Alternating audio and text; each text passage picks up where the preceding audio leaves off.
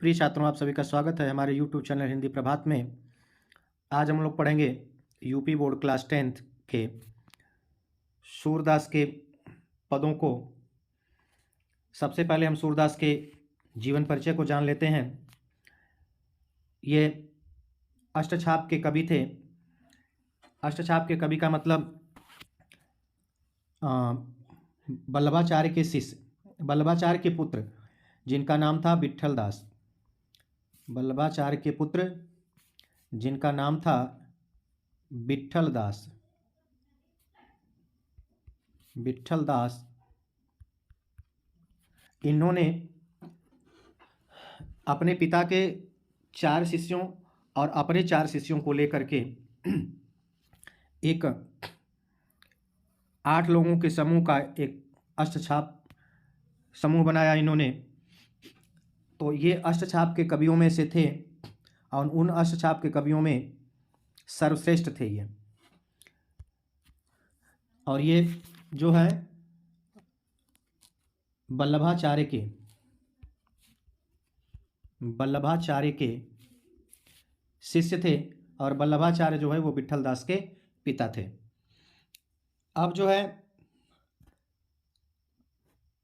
अष्टछाप के कवियों की यदि बात की जाए तो जो वल्लभाचार्य के 4 शिष्य थे उनमें सूरदास थे, सूरदास, कुंभन दास, कुंभन दास, सूरदास, कुंभन दास, परमानंद दास, परमानंद दास, ये 3 हो गए, और कृष्णदास, कृष्णदास, ये 4 जो है वल्लभाचार्य के शिष्य थे और 4 जो हैं विट्ठल दास के शिष्य थे। तो इनका जन्म देखा जाए तो बैसाख सुदी पंचमी को 1478 ईस्वी में आगरा से मथुरा जाने वाली सड़क के पास रुनकता नामक गांव में हुआ था। कुछ लोग इनका जन्म स्थान जो है वह दिल्ली के निकट सीही को मानते हैं। अब थोड़ा सा हम लोग देख लेते हैं कि कौन से लोग जो हैं वह इनका जन्म स्थान रुनकता मानते हैं और कौन सीही मानते हैं। कुछ विद्वान ऐसे हैं जैसे रामचंद्र शुक्ल जो हैं, फिर EHPD यानी हजारी प्रसाद द्विवेदी जो हैं, हजारी प्रसाद द्विवेदी, और श्याम सुंदर दास, ये जो हैं सूरदास के जन्म को रुनकता मानते हैं। कहाँ मानते हैं? रुनकता में। कौन कौन मानते हैं? रामचंद्र शुक्ल, हजारी प्रसाद द्विवेदी और श्याम सुंदर दास।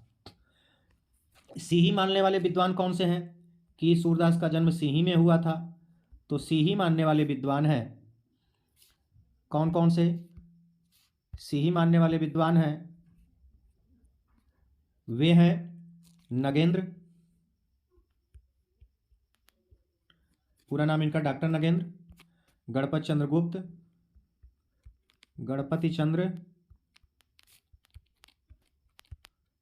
चंद्र गुप्त और गोकुलनाथ। ये लोग जो हैं इनका जन्म सीही में मानते हैं। निधन इनका जो है 1583 ईस्वी में, इनका निधन जो है 1583 ईस्वी में हुआ पारसौली नामक स्थान पर, जो मथुरा में है। और यहीं पर बताया जाता है कि एक बार सूरदास और तुलसीदास से मुलाकात भी हुई थी। इनके गुरु हमने पहले ही बता दिया था कि ये वल्लभाचार्य थे। वल्लभाचार्य से इन्होंने 1509 में या 10 के आसपास, 1509 या 1510 के आसपास इन्होंने पुष्टि मार्ग की शिक्षा ली थी। पुष्टि मार्ग की शिक्षा ली थी इन्होंने, दीक्षा ली थी, पुष्टि मार्ग की दीक्षा ली थी। अब यदि हम बात करें कि इनके कुछ उपनाम भी हैं, वे उपनाम कौन कौन से हैं? इनके उपनाम हैं पुष्टि मार्ग का जहाज, पुष्टि मार्ग का जहाज। किसने कहा? विट्ठल दास ने। विट्ठल दास ने इनको पुष्टि मार्ग का जहाज कहा। इसके बाद भक्ति का समुद्र, भक्ति का समुद्र, भक्ति का समुद्र किसने कहा? तो वल्लभाचार्य और नाभादास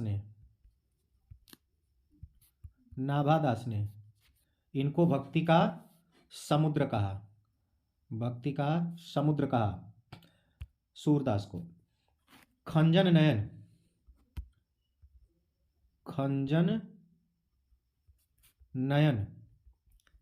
नयन किसने कहा?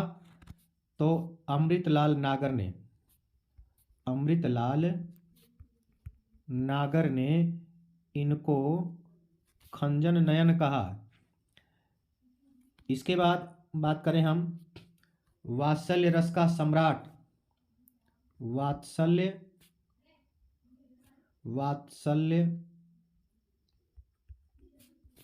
रस सम्राट किसने कहा?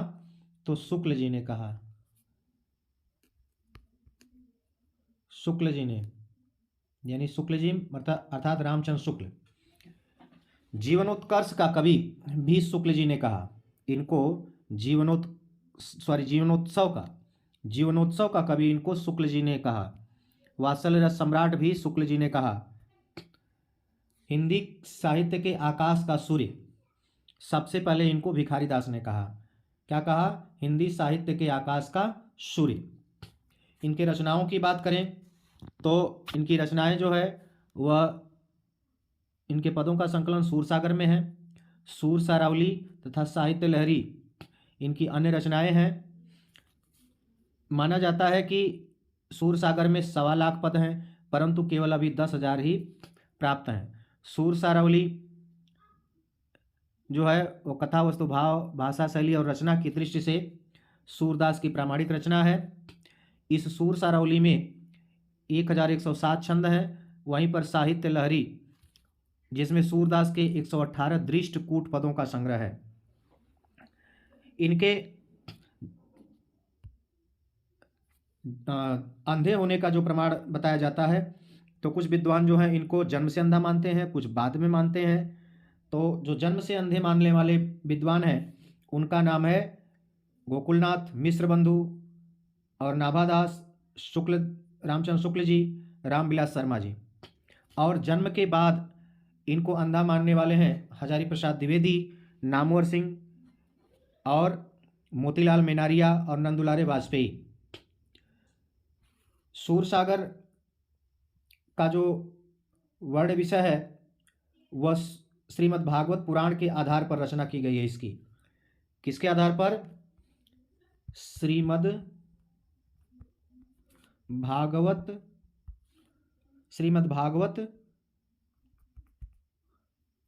पुराण, श्रीमद् भागवत गीता नहीं, श्रीमद् भागवत पुराण के आधार पर इसकी रचना की गई है। और इसमें पदों की संख्या 1.25 लाख बताई गई है। लेकिन वर्तमान में, यदि वर्तमान में देखा जाए तो जैसे यहाँ पर हमने 1.25 लाख पाया, माना जाता है कि 10,000 पद उपलब्ध हैं, लेकिन वर्तमान में उपलब्धता की जो बात कही जाती है वह 5,000 पद हम कह सकते हैं लगभग।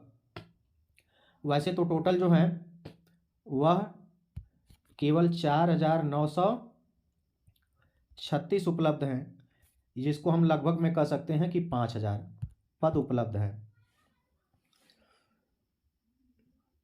तो इस तरह से हम लोगों ने देखा। अब जो है हम बात करते हैं ये इन लोगों के बारे में ये कहा जाता है, सूरदास के बारे में, ये तीन कवि हैं, सूरदास, तुलसीदास और केशवदास। इनके बारे में कहा गया है कि सूर सूर सूर सूर तुलसी शशि उडगन केशवदास। सूर जो है वह सूर्य के समान है, तुलसी जो है वो चंद्रमा के समान है, और केशवदास जो है तारों के समान है, और अब के जो कवि हैं वह जुगनू के समान प्रकाश करने वाले हैं। आगे हम इनके पदों को देखें तो पद की व्याख्या करते हैं और इसकी ससंदर्भ व्याख्या देखते हैं क्या है। करें कि चरण कमल बंदौ हरिराई, चरण कमल बंदौ हरिराई, मतलब सूरदास जी कह रहे हैं कि मैं श्री कृष्ण के कमल सदृश चरणों की वंदना करता हूं। जाकी कृपा पंगु गिरिलंघे, जिसकी कृपा से, पंगु मतलब लंगड़ा, गिरी मतलब पर्वत को, लंघे मतलब पार कर सकता है, लांघ सकता है, अंधे को सब कुछ दर्शाई, और अंधे को भी सब कुछ दिखाई देने लगता है, दर्शाई मतलब दिखाई देने लगता है। बहिरो सुने, उस प्रभु की कृपा से बहरा भी सुनने लगता है, गूंग पुनी बोले, और गूंगा जिसकी जो बोल नहीं सकता है वह भी बोलने लगता है। रंक चले सिर छत्र धराई, और रंक मतलब भिखारी भी एक राजा की तरह अपने सिर पर छत्र धारण करके चलने लगता है। सूरदास स्वामी करुणामय, बार बार बंदों ती पाही, कह रहे हैं कि सूरदास जी कि मेरे स्वामी श्री कृष्ण बड़े करुणामय मतलब करुणाशील हैं। मैं अपने उस दयालु स्वामी के चरणों की बार बार वंदना करता हूँ। इस पूरे पद में सगुण भक्ति की उपासना है, सगुण भक्ति की उपासना है। और बात की जाए अलंकार की तो यहाँ पर रूपक अलंकार है। चरण कमल बंदौ हरिराई। फिर बात की जाए तो यहाँ पर परिमार्जित मधुर जो है कि ये ब्रज भाषा की बात की जाए तो यहाँ पर ब्रज भाषा है। रस जो है वो भक्ति रस है, छंद जो है वो गाने योग्य है, और शब्द शक्ति की बात की जाए तो यहाँ पर अभिधा शब्द शक्ति है। अगले पद को देखें,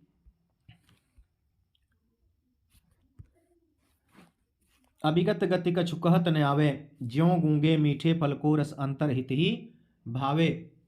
अभिगत मतलब अज्ञात, जो अज्ञात है। करें कि यहाँ पर बात की गई है कि भक्ति संबंधी पदों में उन्होंने कहा कि जिसमें सगुण भक्ति की महत्ता इन्होंने बताया है और निर्गुण भक्ति को छोटा साबित किया गया है। कवि जो यहाँ पे कह रहा है कि ब्रह्म की उपासना करना, अभिगत गति कछु कहत न आवे, निर्गुण निराकार ब्रह्म की उपासना करना उसे संभव नहीं लगता है, क्योंकि वह समझ नहीं पाता कि निराकार ब्रह्म क्या है, कैसा है, इत्यादि विषय में कुछ कहा ही नहीं जा सकता। वह ना तो ज्यों गूंगे मीठे फल को रस अंतरहित ही भावे, जिस प्रकार से यह गूंगे मनुष्य को मीठे फल खिलाकर उससे उन फलों का यदि स्वाद पूछा जाए तो वह उसके बारे में कुछ नहीं बता सकता, वह अपने मन में केवल महसूस कर सकता है। अर्थात गूंगे मनुष्य को यदि कोई फल दे दिया जाए तो वह खा करके उसके स्वाद को वह अपने मन में सिर्फ केवल अनुभव करेगा। निर्गुण ब्रह्म भी कुछ ऐसा ही है। कह रहे हैं कि परम स्वाद सब ही सुनिरंतर अमित तोष उपजावे, वह केवल उसके मन में अनुभव प्रदान कर सकता है। कह रहे हैं कि समाधि की दशा में ब्रह्म ज्ञान प्राप्त करके कोई योगी ब्रह्मानंद का मतलब ब्रह्म के आनंद का केवल अनुभव करता है, किंतु वह गूंगे के रसास्वादन के समान ही उसका कोई वर्णन नहीं कर सकता। कह रहे हैं कि मन वाणी को अगम अगोचर, निर्गुण ब्रह्म जो है मन और वाणी की पहुंच के बाहर की वस्तु है। सो जाने जो पावे, अर्थात उसको इंद्रियों से नहीं प्राप्त किया जा सकता, नहीं जाना जा सकता। बस जो योगी उसे पा लेता है, केवल वही उसे जानता है। उसकी कोई रूपरेखा नहीं है, उसका कोई गुण नहीं है, उसकी कोई जाति नहीं है, और उसकी कोई सत्ता नहीं है जुगत बिनु, और उसकी कोई युक्ति नहीं है। इस प्रकार के निराकार ब्रह्म की भक्ति में मन को कोई सहारा कहाँ से मिल सकता है? निरालंब, वह बिना आलंब का है, कोई सहारा नहीं है इसमें।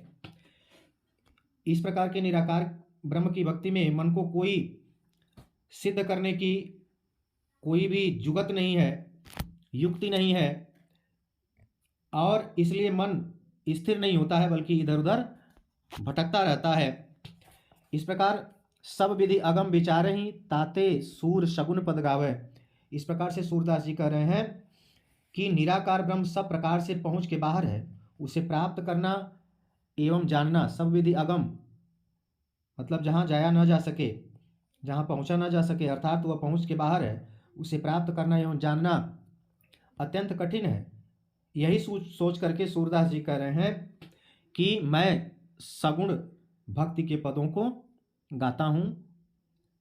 यहाँ पर जो है छंद की बात करें तो गीति काव्य है, अलंकार यहाँ पर अनुप्रास है, और उपमा अलंकार भी है। इस पूरे पद में रस की बात की जाए तो इसमें भक्ति रस, भक्ति भाव की अनुभूति हुई है। अगले पद को देखें तो यहाँ सूरदास जी श्री कृष्ण के बाल रूप का वर्णन करते हुए कहते हैं कि वह नंद के घर में जब विचरण करते हैं तो कैसे लगते हैं, कितना सुंदर उनका दृश्य सूरदास जी ने प्रस्तुत किया है। कह रहे हैं कि किलकत कान गुटुरवन यावत, किलकत कह रहे हैं कि वह किलकारी भरते हुए, किलकत श्री कृष्ण अपने घुटनों के बल चलना सीखे हैं, और उनका जो मनोरम बाल रूप है वह देखते ही बनता है। मणिमय कनक नंद के आंगन, अभी यहाँ से हम इस पंक्ति को बताते हैं। मणिमय कनक नंद के आंगन, नंद का जो स्वर्ण निर्मित आंगन है उसमें मणियाँ जड़ी हुई हैं, और उसमें उनका घुटनों के बल चलने का जो दृश्य है वो दिखाई देता है, और उसको वह किलकारी भर करके यानी किलकते हुए हंसते हुए पकड़ने के लिए दौड़ते हैं। पकड़बे धावत, किलकारी मारते हुए उसे पकड़ने के लिए अपने घुटनों के बल चलते हैं, और उन्हें समझ में आता है कि कोई उसमें उन्हीं के समान कोई बालक है, इसलिए वो परछाई को पकड़ना चाहते हैं। कबहू निरखि हरि आप उछा को करिशो पकड़न चाहत, इसलिए वे परछाई को पकड़ने के लिए दौड़ते हैं, लेकिन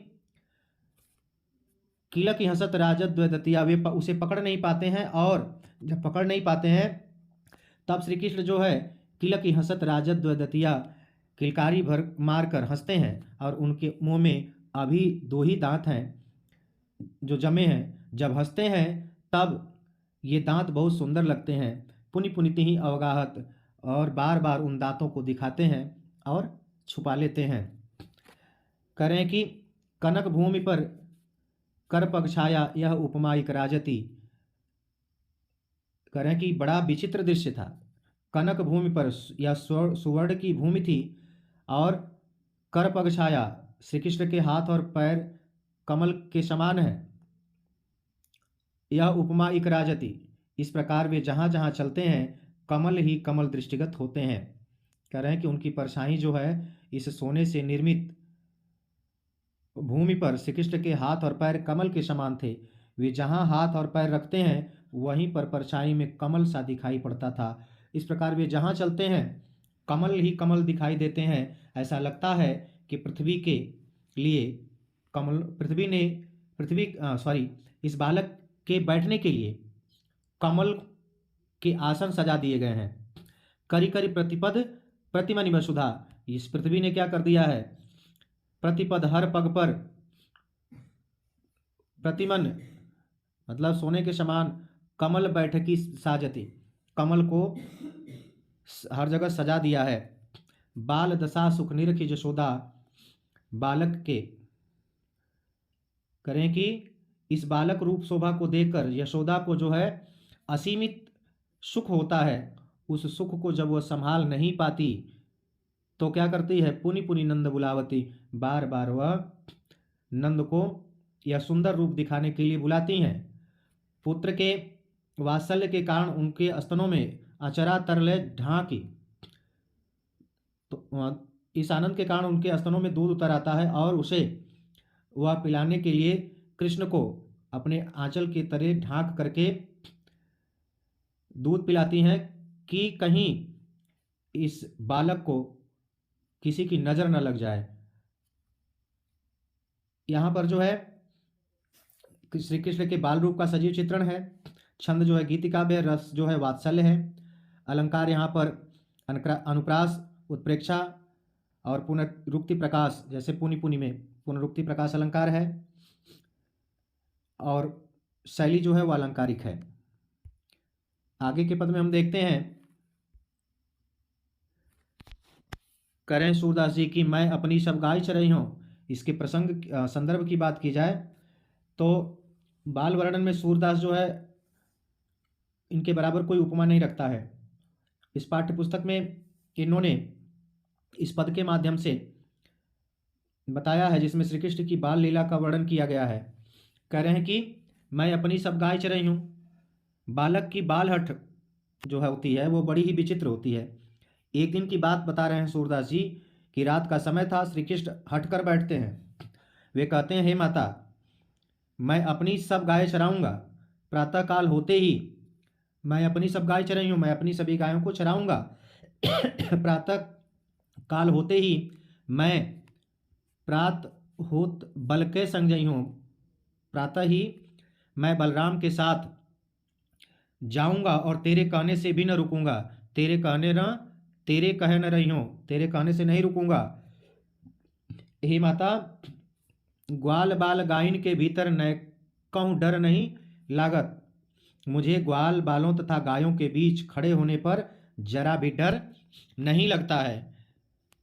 आज न सोवो नंद दुहाई रैन रहूंगो जागत। कह रहे हैं कि मैं नंद बाबा की दुहाई देकर कहता हूँ कि आज मैं सोऊंगा नहीं, रात भर जागता रहूंगा। और ग्वाल सब गाय चराई हैं, मैं घर बैठो रही हूँ।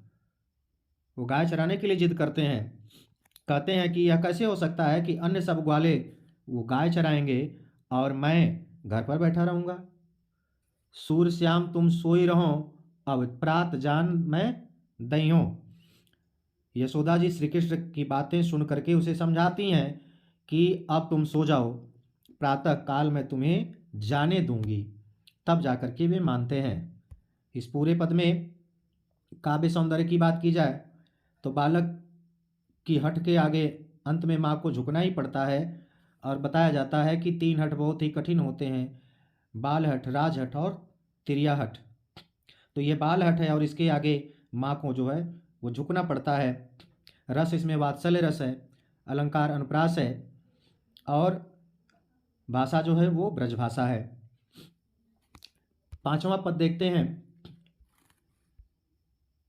इसमें जो है कृष्ण जी कह रहे हैं कि मैया मैं गाय चराने नहीं जाऊंगा। एक पद में कहते हैं मैं गाय चराने जाऊंगा, दूसरे में कह रहे हैं कि हे माता मैं अब गाय चराने नहीं जाऊंगा। क्या कारण है? कह रहे हैं कि मैया हाँ न चरई हूँ गाय, मैं अब गाय चराने नहीं जाऊंगा। क्यों? क्योंकि सिगरे ग्वाल घिरावत मोसो मेरे पाँव पिराई। सभी ग्वाले मुझसे ही गाय चरवाते हैं। गायें जब इधर उधर जाती हैं तो मुझी से ही घिरवाते हैं, यानी उनको घुमा कर लाने के लिए कहते हैं। मुझे दौड़ाते रहते हैं इसलिए मेरे पाँव जो हैं वो दर्द करने लगते हैं, उसमें पीड़ा होती है। कह रहे हैं कि जौन पत्या ही पूछ बल दाऊँ ही। यदि तुम्हें मेरे ऊपर विश्वास नहीं है तो क्या करो, पूछी बलदाऊ ही, बलदाऊ से पूछ लो, बलराम से पूछ लो, अपनी सौंह दिवाई। और कैसे पूछना, अपनी सौगंध दिला करके पूछना, नहीं तो वो भी शायद झूठ बोल दें। यह सुनी माई जसोदा ग्वालिन गारी दे त्रिशाई। अपने प्रिय पुत्र की ऐसी बात को सुन करके यशोदा जी को क्रोध आ गया। वे क्या करती हैं, ग्वालों को गालियां देते हुए कहने लगती हैं, मैं पठवती अपने लड़का को आवे मन बहराई। मैं अपने बालक को भेजती हूँ कि जाएगा, थोड़ा मन बहला करके आएगा। और ये कितने दुष्ट हैं ये ग्वाले, जो इसी से अपनी गायों की चरवाही करवाते हैं। सूर श्याम मेरो अति बालक मारत ताहिरी गाई। वो कह रही हैं कि सूरदास जी कहते हैं कि आगे यशोदा माता कहती हैं कि जो मेरा पुत्र श्याम सुंदर अभी बहुत छोटा है, ये दुष्ट मेरे इस छोटे बच्चे को भगा भगा कर बहुत ही दुखी कर रहे हैं, परेशान कर रहे हैं, रिगा रहे हैं उसको। तो प्यारे छात्रों, आज का वीडियो यहीं तक। हमें उम्मीद है कि यह वीडियो ज़रूर आपके लिए उपयोगी होगा, और उपयोगी है तो इस चैनल को सब्सक्राइब करें और वीडियो को पूरा देखें। बहुत बहुत धन्यवाद।